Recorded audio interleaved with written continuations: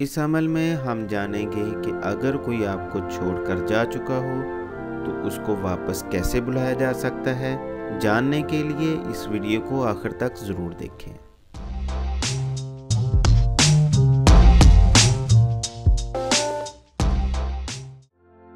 मेरा नाम है हाफिज ताज मोहम्मद। रूहानी मुआलिज चैनल में खुश आमदीद। आजकल मुआशरे में जहां बहुत से लोगों को मुआशी तंगदस्ती, सेहत जैसे मसाइल का सामना है, वहीं घरों में लड़ाई झगड़े, मियाँ बीवी के आपस के रिलेशन और तलाक जैसे मसाइल भी बहुत आम हैं। ख़वातीन और हज़रात, अगर मियाँ बीवी के दरमियान लड़ाई झगड़े की वजह से शौहर ने बीवी को घर से निकाल दिया हो और तलाक देना चाहता हो, या बीवी नाराज़ होकर शौहर को छोड़कर जा चुकी हो और घर ना बसाना चाहती हो, तो शौहर सुलह की नीयत से अपनी बीवी को वापस बुलाने के लिए या बीवी अपने शौहर को अपने पास बुलाने के लिए इस वजीफ़ा को इस्तेमाल में ला सकती है, जो कि बहुत ज़बरदस्त ताकत का हामिल और आज़मूदा वजीफ़ा है। इस वजीफ़ा की वजह से बेशुमार घर उजड़ने से बच चुके हैं। इसके अलावा घर वालों को किसी मतलूबा जगह शादी के लिए रजामंद करना हो तो भी ये अमल बहुत ज़बरदस्त ताकत का हामिल है। ख़वातीन और हज़रात,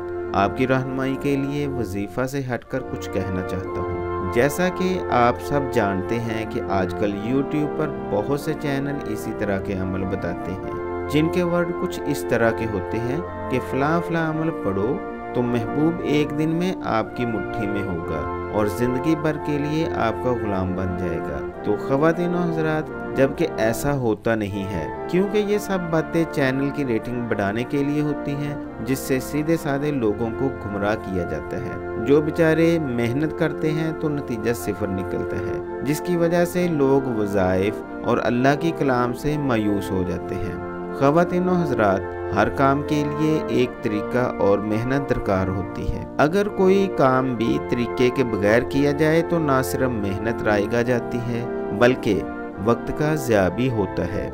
और मैं जो अमल आपको बता रहा हूँ, ये अमल 100% नताइज का हामिल है, जो कि कभी भी खता नहीं करता। अगर इस अमल को बताए गए तरीके के मुताबिक समझकर और मेहनत से किया जाए तो कभी भी नाकामी का सामना नहीं करना पड़ेगा। जिसके लिए भी अमल करना हो तो सबसे पहले उसके नाम के आदाद वालदा समेत चाहिए। नाम के आदाद निकालने का चार्ट मैं पहले ही अपने फेसबुक पेज पर शेयर कर चुका हूँ। आप हमारा फेसबुक पेज भी लाइक कर सकते हैं, जिसका लिंक आपको डिस्क्रिप्शन में मिल जाएगा। मैं आदाद निकालने के तरीका पर भी जल्द वीडियो बनाकर शेयर कर दूंगा।